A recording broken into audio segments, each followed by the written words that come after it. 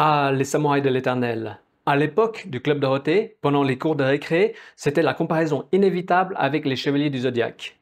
Et vu que la série est diffusée après, les samouraïs ont reçu l'étiquette de clone. Et pourtant, dans cette vidéo, je vais vous expliquer pourquoi cette critique était injustifiée et surtout pourquoi cette série était meilleure que Saint Seiya sur certains points.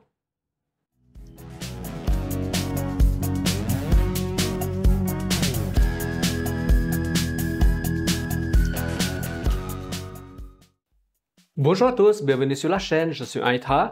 Aujourd'hui, je vais vous parler d'un anime culte de la fin des années 80. Pour les personnes qui ont connu le Club Dorothée, vous connaissez sûrement la frustration de suivre une série et de ne jamais connaître la fin. Il y avait un épisode qui passait par semaine, souvent le mercredi, et quand les vacances arrivaient, boum, on repasse la série à partir du premier épisode. La raison était très simple. L'émission voulait rentabiliser un maximum sur la série et leur logique était que si quelqu'un connaît la fin, la série allait perdre en intérêt. Et donc, pour garder l'audience, ils abusaient au maximum de la rediffusion. Au Japon, c'est différent. Les animés passent généralement une seule fois et c'est terminé. Cela permettait par la suite de vendre les cassettes vidéo et les goodies. C'était une autre époque, bien avant les plateformes de streaming et bien avant Internet. Je me suis souvenu de plusieurs séries que je suivais plus jeune et je me suis fixé l'objectif de les partager avec vous en faisant un résumé concis et des infos pertinentes. D'ailleurs, si vous avez des séries ou des mangas qui vous intéressent, dites-le moi, je ferai des recherches. Après cette longue introduction, voici pour commencer le dossier sur les samouraïs de l'Éternel, la version japonaise.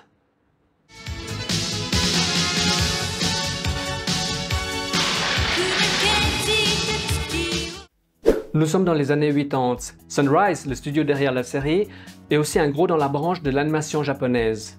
Pas aussi gros que la Toei Animation, ni aussi industriel, mais le studio a quand même quelques grosses licences dans son catalogue. Si je vous dis City Hunter, Escaflowne, Detective Conan, Code Geass ou encore Gundam, je pense que ça vous parle. Yoroiden Samurai Troopers en VO a été diffusé au Japon de 1988 à 89 et la série comprend un total de 39 épisodes séparés en deux parties. Pour cette vidéo, je vais parler de la première partie. À l'origine, c'était un manga en 2 volumes dessiné par Ryuichi Hoshino. Pour l'adaptation en animé, c'est un certain Hajime Yatate qui a été crédité. Truc marrant, en faisant des recherches, j'ai découvert que ce nom était sur toutes les productions du studio Sunrise, avec à chaque fois un visage différent. C'est en fait un pseudonyme que l'équipe de Sunrise utilise pour rester anonyme.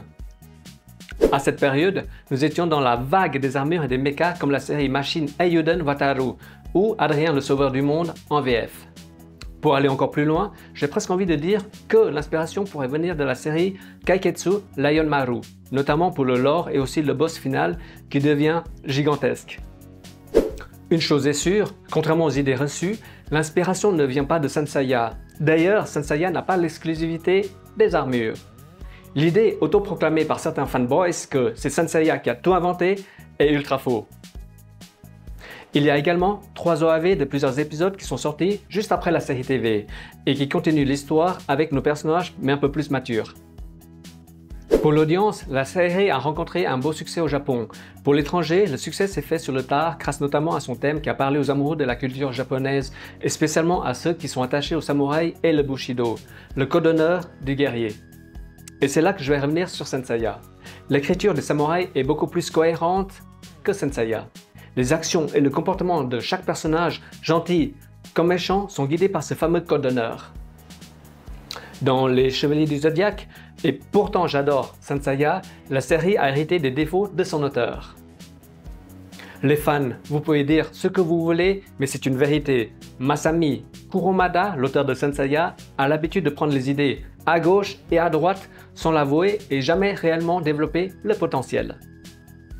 Très souvent, quand l'auteur est dans un impasse scénaristique qu'il s'est créé lui-même, il fait en sorte que le héros sorte de leur cul un tour de passe-passe sans queue ni tête.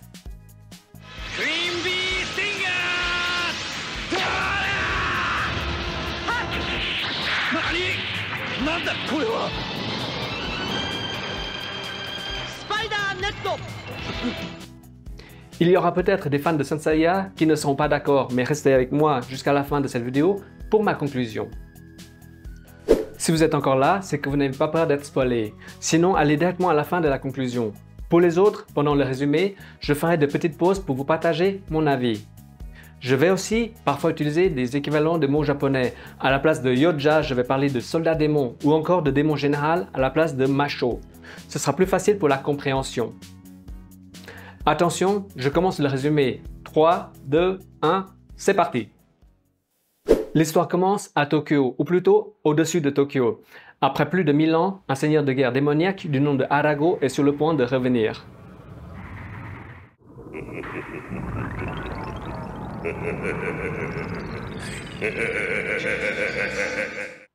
En même temps, un professeur d'histoire et sa petite fille, qui est étudiante, vont déchiffrer la prophétie qui annonce l'arrivée imminente de la fin du monde. Mais c'est trop tard, tous les appareils électroniques tombent en panne et un démon est déjà entré dans le monde des humains. Et il commence déjà à attaquer la ville. Pendant que la population se met à l'abri, un mystérieux garçon et son tigre vont commencer à se battre contre le soldat démon. Il sera ensuite rejoint par 4 alliés.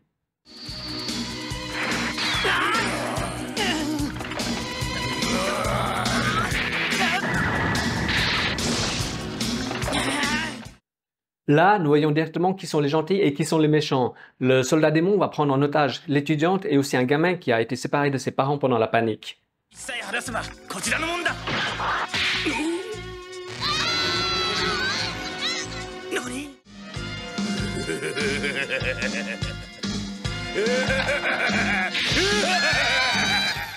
Grâce à leur armure de samouraï, nos 5 héros vont réussir à se défaire de leur ennemi.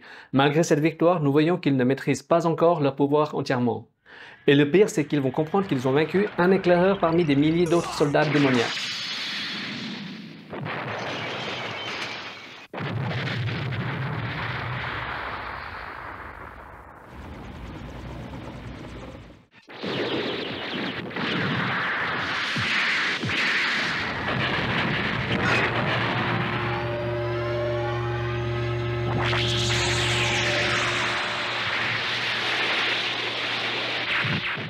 Pendant que les forces de défense japonaises vont subir de lourdes pertes, nos 5 héros sont cachés dans la ville. On découvre que chacun d'eux sont des élus pour porter les armures de leurs ancêtres, ce qui sous-entend qu'ils sont tous issus de familles anciennes, samouraïs ou artistes martiaux.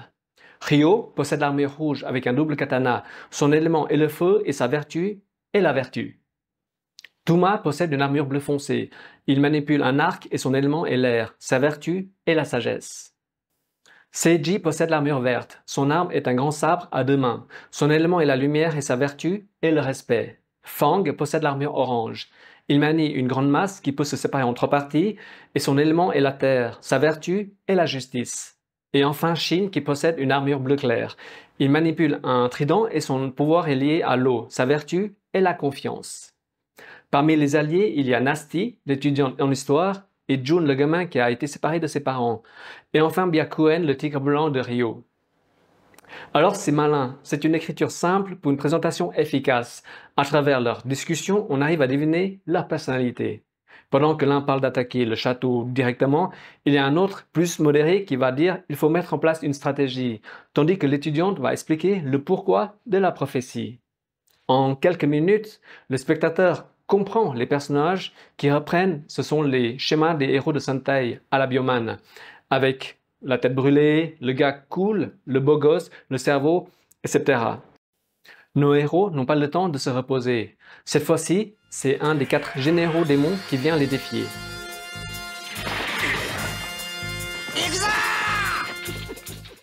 Alors qu'ils sont en train de perdre, un moine guerrier va intervenir.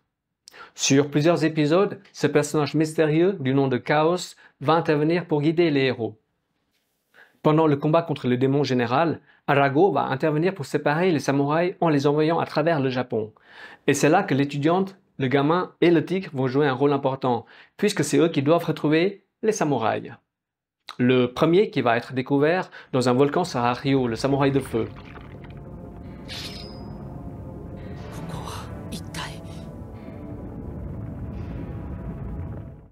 Pas de chance, le démon général qui avait commencé à affronter les samouraïs a suivi Nasty et Jun. Pendant le combat, dans le cratère du mont Fuji, il va les prendre en otage pour empêcher Ryo de déclencher le pouvoir de son armure sans risquer de brûler ses amis.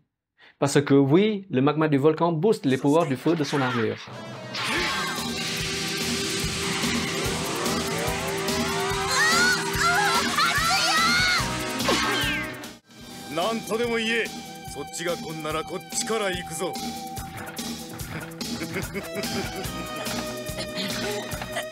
À cause d'un comportement déloyal, le général démon va réussir à obliger Ryo à enlever son armure. Alors que le méchant était sur le point de gagner, il va avoir l'idée de jeter le corps de Ryo dans la lave.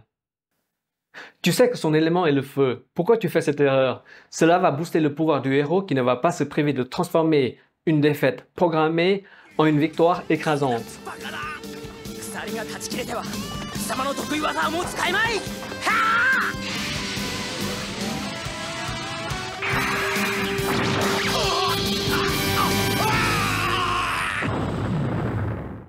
Shuten, le méchant, arrive à survivre miraculeusement et va se faire disgracier par Arago.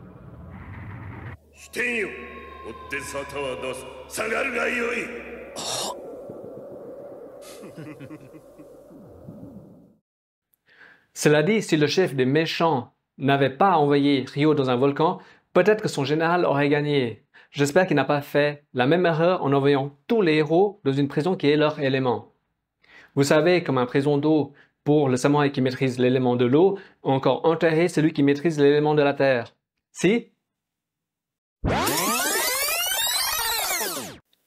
En vrai, les épisodes pour retrouver chaque héros sont vraiment pas mal et apportent son lot d'informations. Il faut juste garder à l'esprit que c'est du shonen et que nous sommes à la fin des années 90. La réalisation est au top et chaque quête ne dure qu'un épisode. Si nous étions dans un jeu vidéo, ce serait comme un niveau qui va permettre aux joueurs ou aux spectateurs, dans notre cas, de découvrir le pouvoir de chaque personnage, mais aussi ceux des démons généraux.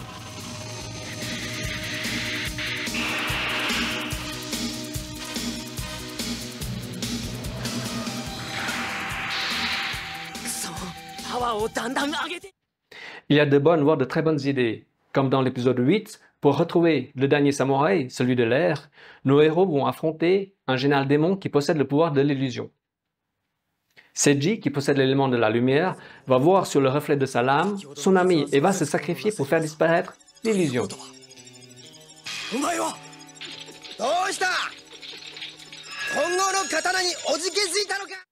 Il n'y a pas non plus que des combats, le rythme est parfois aussi posé avec des moments de repos, de dialogue et de réflexion. Ce ne sont pas des gros bœufs qui foncent dans le tas.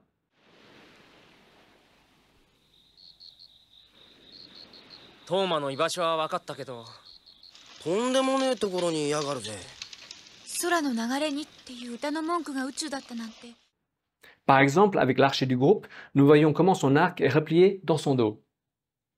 Dans Sanseiya, vous ne vous êtes jamais demandé comment notre héros sortait son arc et sa flèche? Il y a aussi un premier mystère qui va se révéler avec Shuten, le premier général démon. Celui-ci va commencer à se poser des questions sur son Bushido, son honneur de guerrier.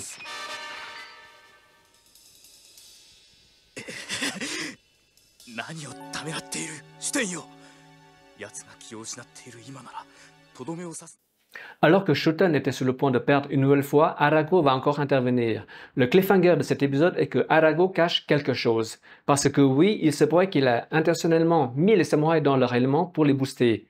Les affrontements avec les généraux ne sont là que pour faire monter leur niveau de puissance.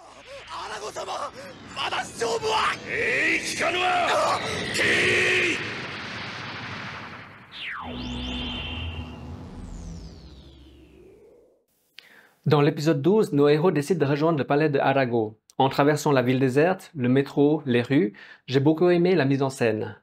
Là, on se retrouve dans le style des mangas horrifiques de l'époque à la manière d'un Kojua Kuo, si vous connaissez.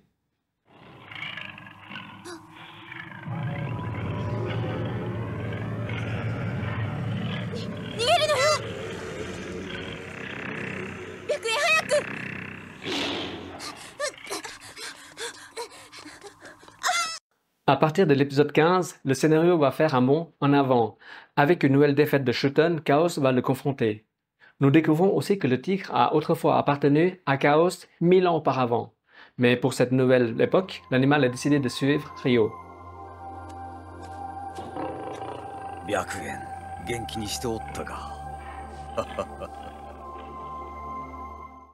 La vérité va aussi être dévoilée à Shuten, lui qui se croyait être un démon, n'est en fait qu'un être humain. Il a été trompé par Arago. La vertu de son armure va aussi être révélée, la loyauté. Et comme va lui expliquer Chaos, la loyauté ne veut pas dire obéir aveuglément à un seigneur. La loyauté concerne aussi lui-même, en quoi il croit vraiment.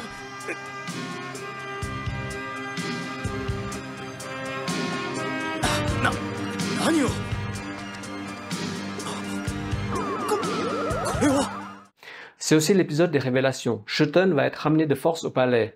Alors que Shuten dit que c'est de son propre choix, les autres généraux ne le croient pas. C'est aussi l'épisode du sacrifice avec Chaos qui va utiliser son énergie vitale pour ouvrir un passage vers le palais d'Arago.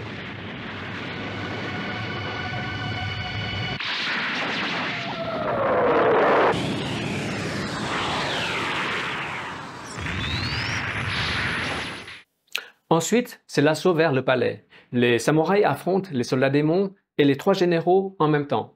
C'est un combat de mêlée, ce n'est pas affronter les généraux l'un après l'autre pour allonger la durée de la série. Quand ce n'est pas utile, j'apprécie.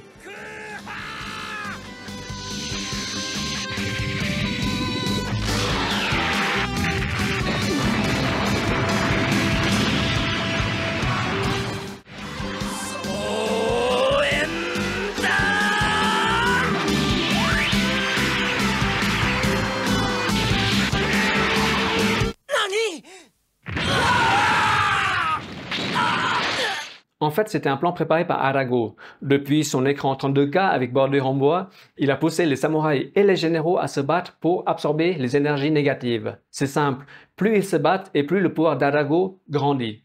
Shuten décide aussi de se battre aux côtés des samouraïs, mais il est trop tard, et l'un après l'autre, samouraïs et démons vont se faire absorber par Arago.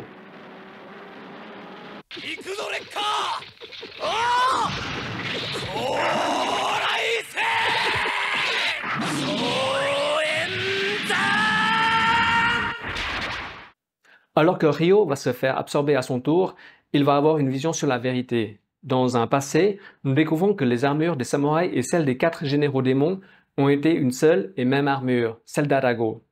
Il y a plus de 1000 ans, Chaos et son clan ont vaincu et scellé Arago. Ensuite, l'armure maléfique a été séparée en 9 armures avec chacune une vertu. Les nouveaux porteurs devaient être vertueux pour éviter que le mal ne se réveille.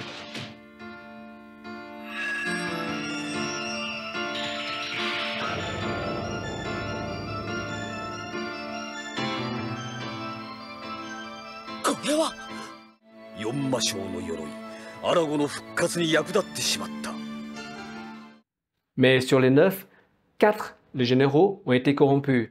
Arago a donc décidé de faire combattre les porteurs entre eux pour gagner en puissance et revenir.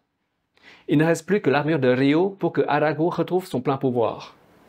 Enfermé à l'intérieur, Ryo va comprendre la nature de sa vertu et grâce au pouvoir de ses amis, il va réussir à sortir de l'emprise de Arago. Grâce au pouvoir combiné de ses amis, il va obtenir une version pure de l'armure d'Arago.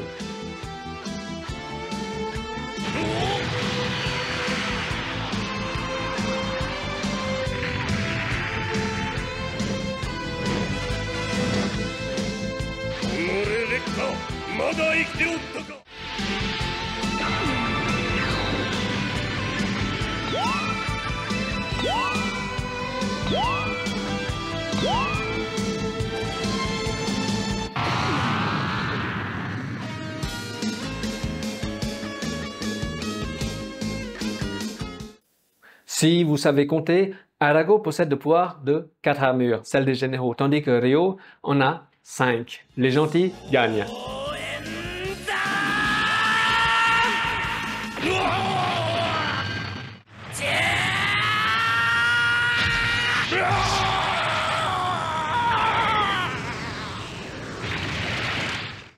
Avec une attaque surpuissante, Ryo va repousser Arago dans le monde des esprits. Les samouraïs ont gagné cette bataille, mais pas la guerre. Les portes entre les deux mondes, esprits et humains, sont encore là. Et qu'est-il devenu de Shuten et le reste des généraux démons? Si vous aimez les histoires de samouraïs et les shonen, vous allez adorer cet animé. Les règles du Sentai sont respectées et les intrigues, même simples, valent le détour. Bien sûr, nous ne sommes pas non plus dans un film d'Akira Kurosawa avec des enjeux manichéens est shakespearien, mais le code du samouraï, la fidélité, le sens du devoir, la trahison, l'acceptation de soi, bref, tous ces thèmes sont bien représentés. J'ai beaucoup apprécié les 19 épisodes de cette première partie et j'ai eu de petits frissons d'excitation dans les combats, comme quand j'étais gamin devant la télé familiale. Pour cette première conclusion, Saint Seiya est supérieur au samouraï en matière de mythes et légendes. Saint Seiya fait beaucoup plus rêver, notamment à cause des musiques et aussi le design des personnages. Mais comme je l'ai dit au début de la vidéo, les samouraïs possèdent une meilleure écriture avec un scénario qui a été écrit à l'avance, avec un début, un milieu et une fin. Tandis que Saint Seiya, le scénario a été imaginé par son auteur chapitre par chapitre. Mais sur l'histoire en elle-même, c'est vraiment deux choses différentes. La comparaison de quelle série est la meilleure n'est pas justifiée et n'a pas lieu d'être. Saint Seiya, c'est Saint Seiya et les Samouraïs de l'Éternel, c'est les Samouraïs de l'Éternel. Du moins pour cette première partie. Voilà, c'est terminé. Je vais visionner et analyser la deuxième partie et je reviendrai dans quelques jours. Au sommaire, il y aura un résumé et la présentation des musiques de la série. Et puisque nous sommes entre adultes, je vous parlerai aussi des parodies hentai s'il en existe. Si vous avez aimé cette vidéo, abonnez-vous à la chaîne, likez et partagez-la. C'est le meilleur moyen de me soutenir. N'hésitez pas aussi à participer en commentaire, ça fait toujours plaisir. Sur ce, je vous dis à bientôt pour la deuxième partie et prenez soin de vous, très important.